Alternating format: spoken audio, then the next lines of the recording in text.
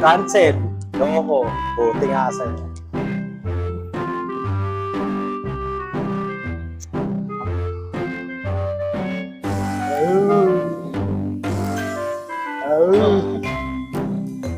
Uy!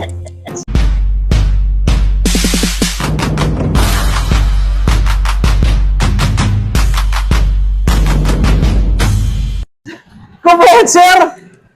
Buhay pa ako! Ka na eh! Hindi ba Sabi ako kasi patay? yun eh. Ano ba? Ano ba yung mga ano ba salita? Ano patay na ako? Ay, nabuhay pala si Coach! Oh. Sa mga naghahanap at nami-miss si Coach, oh. Eto na, pumasyal pa sa atin. Ito magandang pamasko ngayon. At pumasyal si Coach Buhay dyan. na buhay ako mga ka-rides. Hindi lang ako nakakapag-vlog kasi ano eh. Pinarangka sa isang buwan. Ang kaso tayo, tinamaan tayo eh. Ay, pagaling muna. Ano sasabing patay na ako? Uy! Multuhin kita. Atakayin ko yung pamo mamayang gabi. Kamusta ba, Sir Archie? Kamusta rin, sir? Ito nga pala, sir. Matanong ko lang. Tal, nandito ka na rin naman. Yeah. Sa Nagpa-change oil 150... kasi ako eh. Na 150 FI ko. O, sa 150 FI user kasi may nagpo-post eh. Wala na raw nagre-review rito ng FI. Makakala nila. Ito, tatanungin lang natin yung honest opinion of being 2 months na ba, sir? 3 months na using your... Ano na, 3 months na, sir. 3 months using Easy Ride 150 FI kay Coach. 3 months din ako nawala sa vlog. Magbabalik din ako, baka nyo, di ba? Kaya nyo lang kasi busy lang si Coach eh. At naman tayo busy eh. Kasi ano to eh, gigulo to sa kami sa bayan. O, sa mga nakakamiss kay Coach Jan Rides ha, pa-flash ko dyan sa yung mga vlog ni Sir. Sir, tanong ko na lang din para tapatang ano na, straight na tanong na. Sigurado ka dyan. Oo, sigurado ako. Bahala na sila dyan. Hindi, para sa makakatulong to sa mga FI user na. Yeah. Bukod sa namimiss ka nila, kailangan nila tong review na to eh. Yeah. So, ito sir, amount of using ng Easy Ride 150 FI, ano pong una ninyong napansin? Yung unang buwan. Unang buwan. Yung unang buwan, ito sir kinumpara ko kasi siya sa 150N ko. Talagang medyo may delay dyan. Teka lang sir, yan ha. Nakaka-coach dyan pa rin yung Easy Ride 150 Oo naman, niya. nandun Hindi buhay na yan buhay pa nawawala. yun. Ando dun pa rin, si Prince. Salita kasi sila ng gamit sir eh. Salitan ng gamit. Ang nakumpara ko lang dahil nga yung 150N ko ay ano na, upgraded na. Itong 150 FI, nakulangan ako sa umpisa, parang may delay pa talaga siya. Medyo mataas yung RPM niya bago marangkada. Umabot ako minsan 4,000, 5,000 pa nga, lalo pag may angkas. Ganon. Tapos, medyo mabibrate. Mas mabibrate siya kumpara doon sa 150N ko na upgraded na. Pero kung stock to stock ng 150N sa 150 FI sa pagkakaalala ko, alas pareho na sila sa mabibrate. Yung arangkada niya naman, yung kapag halimbawa nakapuelo ka na, dito naman ako pilit, sir. Kahit stock yung FI ko, kapag nakapuelo na siya, maganda yung ano niya, yung takbo niya. Smooth, saka alam mo ano eh, may power. Hindi ko pa lang talaga sinasasagad ng mga duluhan. So, Hindi totoo yan. Bola lang yan. naman ako dudulo sa traffic dito sa atin. Baka ibang dulo mapunta. Dulo ng daigdig. Pero seryoso sa mga issue, yung mga naghahanap ng issue, sila yung may issue eh. Kasi yung mga naghahanap ng issue yan, sir. Sa totoo lang, yung mga naghahanap ng issue. Yung pa yung mga walang motor. Yun na nga eh. Yun yung mga walang easy ride. Wala akong issues to eh. Yun lang ha. Yun. Pero sa sinasabi mong delay kanina, coach, same lang ba sila nung bago pa yung naka-all stock by 150? Oo, same lang sila. 3,000 to 4,000 Ganun, RPM. oo. Pero ang akin sir, parang hindi siya issue. Parang set siya ng ganun eh. Dahil ano to eh, kumbaga riders friendly to, di ba? Sa mga beginner. Maganda yun, yung hindi isang ganun mo, banat ka. Parang binibigyan ko muna rin yan ng pagramdam ng buwelo, lalo na kung beginner ka. Kaya para sa akin, hindi siya issue. Yun lang yung pagkakaiba niya sa 150N ko ngayon na upgraded. Pero ewan ko sa iba, issue pa yun. Ewan ko sa kanila kasi may issue lang talaga eh, wala eh.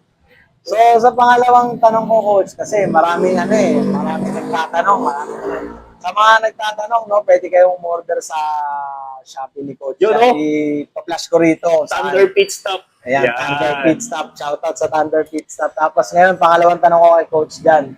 Yung mga accessories na nakakabit sa motor mo ngayon. Yan. Ang nabago sa akin, sir, yung aking side mirror, brake lever, tapos may kinabit akong cellphone holder. Saka meron din akong nakakabit ngayon na top box. So, ibig sabihin, nagpa-top box bracket ako. Na lahat ngayon makikita nila sa Thunder Pit Stop. So, ibig sabihin, Coach, hindi talaga mahirap sa hanapan ng accessories. Ayun na nga, sir. Oh, nakalagay na nga sa akin. Usually nga, sir, ang nakalagay dyan, lalo na sa mga side mirror, mga universal eh. Pasok yun. Universal. Pasok yan, sir. Tapos yung lever, yung kung ano yung pumasok sa 150N ko, pasok din dito sa 150N. So, malinaw na sa inyo kung ano yung pumasok din sa lahat ng 150N, yun din ang pumasok kay Coach dyan, dun sa SRite 150 Sa FI bandang niya. harap yan, sir. At saan niya lang mabibili yun? Thunder Pit Stop Shop. Yan. Sinasabi ko, masarap pa maging guest. Oo. Thunder Thunder Pit Stop! Paano ba? Ako na ba magbaba? Paano? Oy. So ngayon, sir, sa sinabi mo, may in-install ka na bang ilaw sa mga auxiliary lights? Sa ngayon, sir, wala pa. Bakit, sir? Bakit, sir? Para sa akin, okay. Maliwanag ba yung stock naked? May nakapag-try na ako niyan eh. May video rin ako niyan. Kung napanood nila sa vlog ko dati, sir. Para sa akin, okay na siya. Kasi, ito kasi, sir eh, yung iba naghahanap sa pananaw ko lang naghahanap sila ng malakas na ilaw doon sa parte ng kalsada na marami din silang kasalubong. Talagang mawawala yun, sir eh. Visually, mawawala talaga yung ilaw mo kapag marami kang pasalubong. Ano na kung sasakyan niya? Lalo Kasi kung sasakyan sobrang talaga lakas ng yan. ilaw niya. Ang gawin nilang sukatan, sir, para sa akin, punta sila doon sa daan na madilim.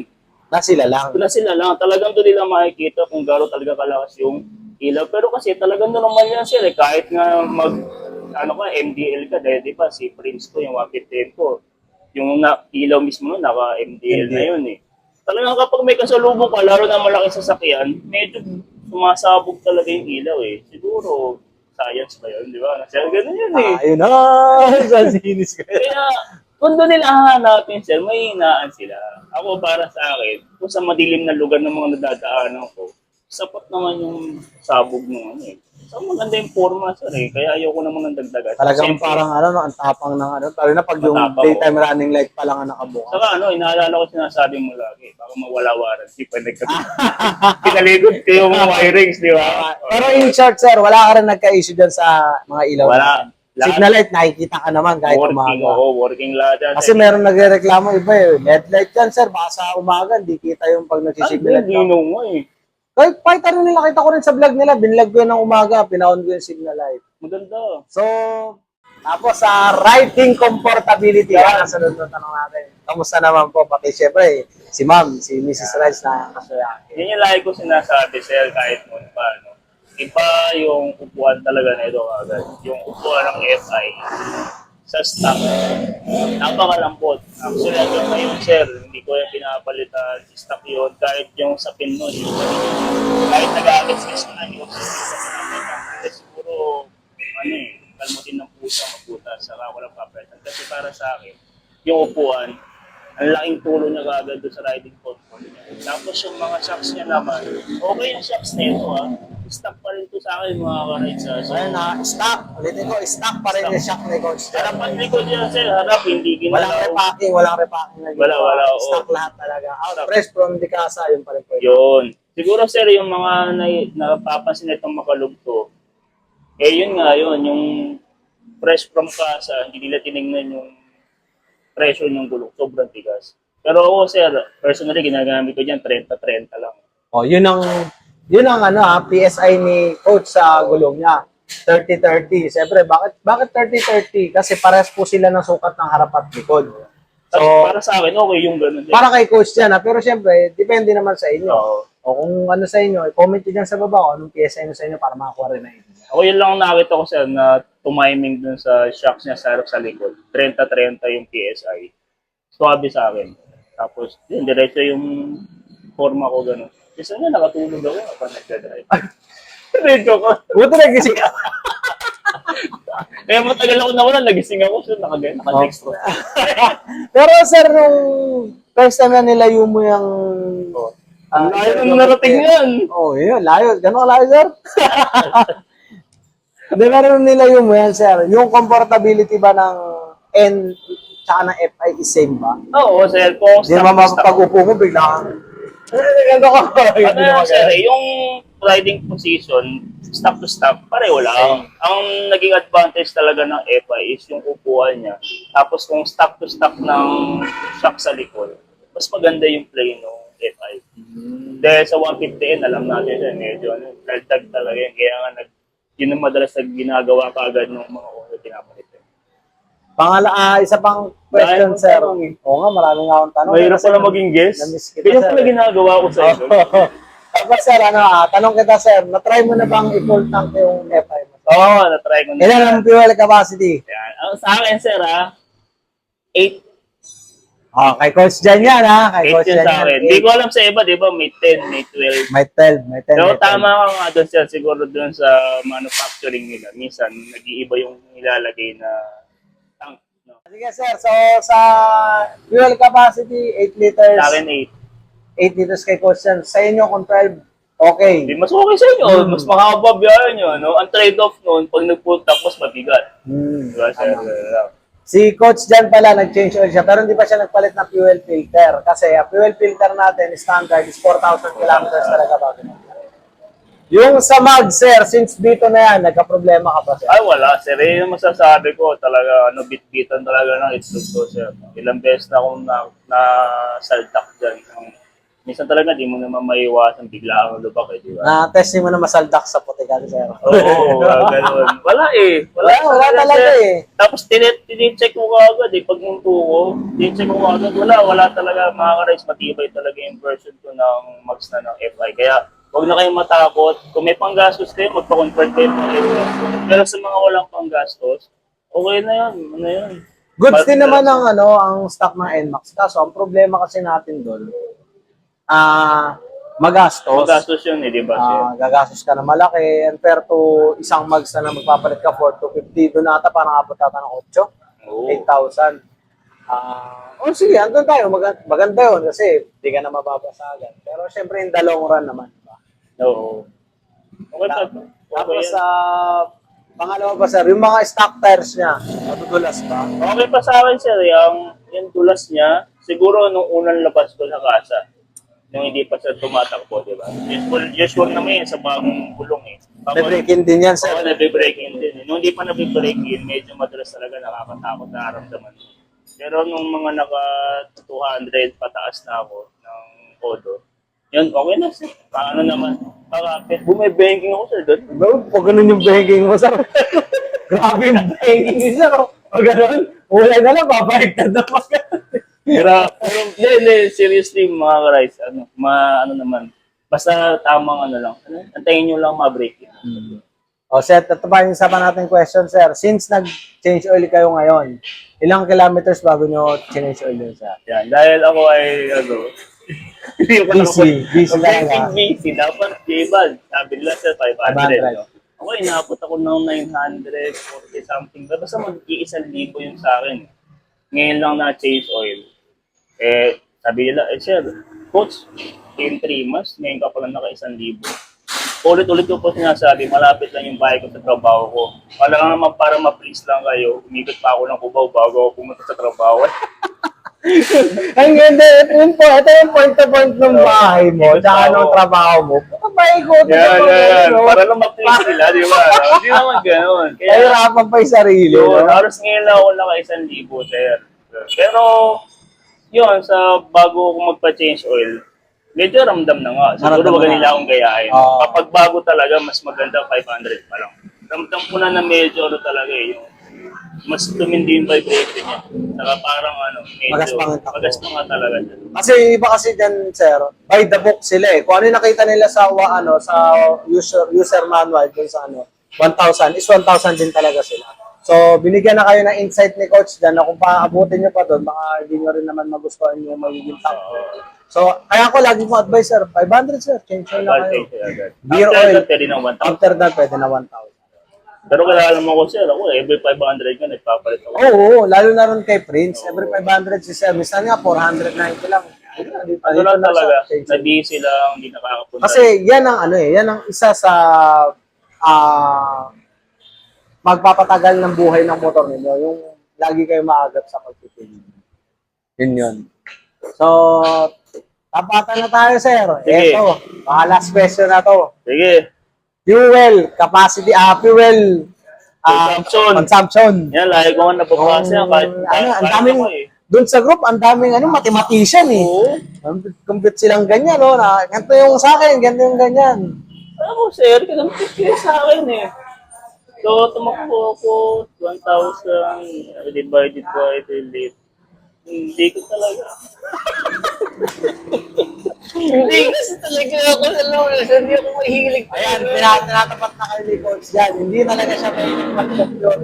O hindi siya may pag-competensya sa mga fuel consumption ng iba. Oo, basta, sir, siguro sa dami naman na nag-post sa GC sa page na sila ay naka 32, 34 city diving. Kapag nag-long range sila, umabot sila ng 40 mahigit. Sa dami nila, na halos pare-pareho. Makakuha ka na ng reference. Oo, di ba? May idea na kayo. Ako kasi talaga siya sumulat sa pool. Hindi ko talaga, alam mo yun, sa may panggas or what, hindi ko iniintindi yun eh. Ang akin talaga, alam ko mag-iiba-iba to eh, lalo na kapag traffic. Alam ko malakas ako, inaramdaman ko doon dahil papagas ako agad. Lalo na sa akin, kung laging traffic yung biyahe ko. Tapos pag medyo nalayo ako, medyo maramdaman ko, uy, medyo tumipid na.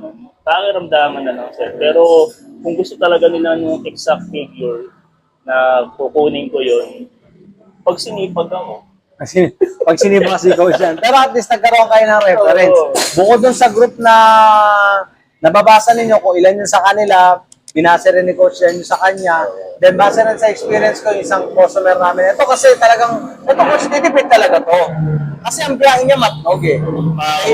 Kay Sir Reggie Marahay, shoutout kay Sir. Nagbigay siya sa akin ng experience niya. 1,300 kilometers yun eh. Kasi nakaipa ng barko yung FI niya eh. Talagang batbatan daw sila, ratratan sila. Mabot siyang 44 per liter, 44 kilometers per liter. Pero huwag tayong umasa na ang takbo nun eh 60, 80 pataas yun. Sigurado yun. Lagi nga siya may baong belt eh. Lagi siya may baong belt kasi nga in case na magkaroon ng problema.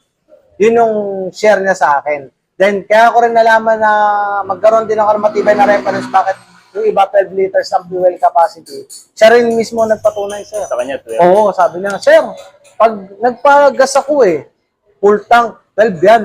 12. Siyempre, hindi pa ako nawala nung una. Bumiyahe na sila. Siguro mga nakakailang kilometro na sila. Yung kasama niya raw na Honda Click, nagpagas. Eh nakita rin niya, nagpula na rin yung kanya.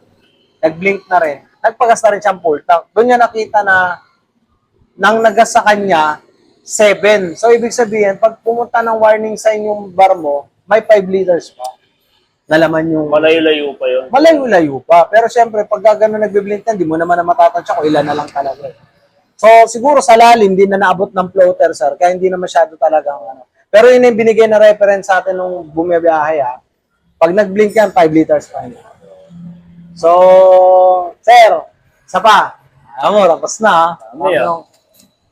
Compare mo dun sa kay Prince at kay 150 mo, anong masasabi mo sa kanila? Paano i-compare ko, sir? Saan? Anong part? Anong bagay? Hindi, yung ano sa drive, pag na-drive mo sa kanya, kay Princess, araw-araw mo siya, mararamdaman mo yun, sir, kasi araw-araw kayo nagpapalitan. Ang basically kasi ang naramdaman ko sa diet secret, lowered ko na, mas madali sa yung maneuver, yung abot na abot ko. Ito kasi ng FI, medyo may kataasan talaga to. Dahil sa height ko, sir, hindi naman talaga ako yung sobrang nadadalian. Bukod sa malapad siya, at di ko pa ito pinapababaan, yun yung pansin ko dyan. Medyo mahirap siya yung maneuver, nakapagsingit-singit siya, kasi nga may kataasan. Pero yung gaan niya naman, manageable naman. Tapos kung usapan namang pogi, sino mas pogi? Syempre ako. Oh, ako rin. Pogi rin ako. Kasi mga ka-rice, mga tatanong din sa akin yan, sir, na alin daw ba ang mas maporma? Siyempre, hindi ako papanig doon, parehong meron ako eh. Oo, paras meron. Baka magtampo yung isa, siraan ako sa daan eh. Mas pogi pala siya. Oo. Lolo ko nga ako. Iba sila ng pagkapogi, sir eh. Actually, gano'n eh. No? Ang nagkaganda lang kasi sa 150M. Dahil matagal na siya, marami na tayong alam na piyesa sa aftermarket na pwede pang papogi talaga. Mas madali na pormahan. Itong FI, dinidiscover pa lang. Kaya nga kung mapapansin nila sa Thunder Pit Stop Shop, sir. Ayan. Kung ano lang yung item na nandun, yung pala kasi yung natusubok ko. Alam mo kasi, sir, hindi ako mahilig magbenta ng pag may nakakita lang ako, tapos kukuha ako, tapos bibenta ko, tapos sasablay. Tama ka naman dyan, Dapat sir eh. i-testing mo Oo, muna. testingin mo muna. Kaya dito kay Thunder Pits Bike, lahat Stop! Thunder Pit Stop! Muntik pa maging Thunder kasi.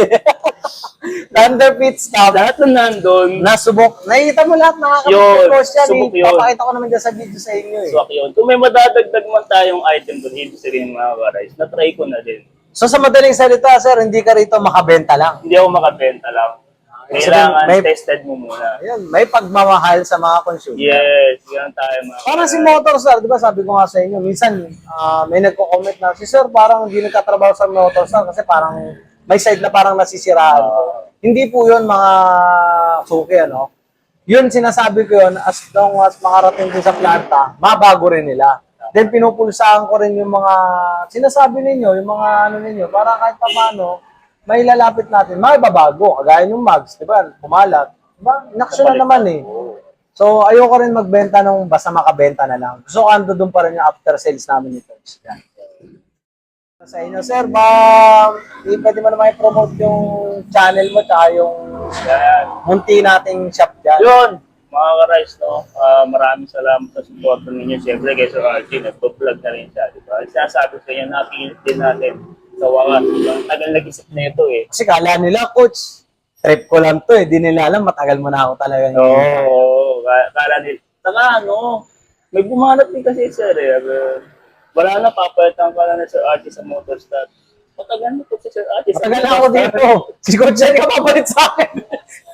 Ano ba kayo? Kami ni Coach Jan, kung ano mang subok ng panahon, Yan. matagal na ho kami magkaibigan. At hindi ho kami magkaibigan sa harap ng camera, kundi sa likod din ng camera.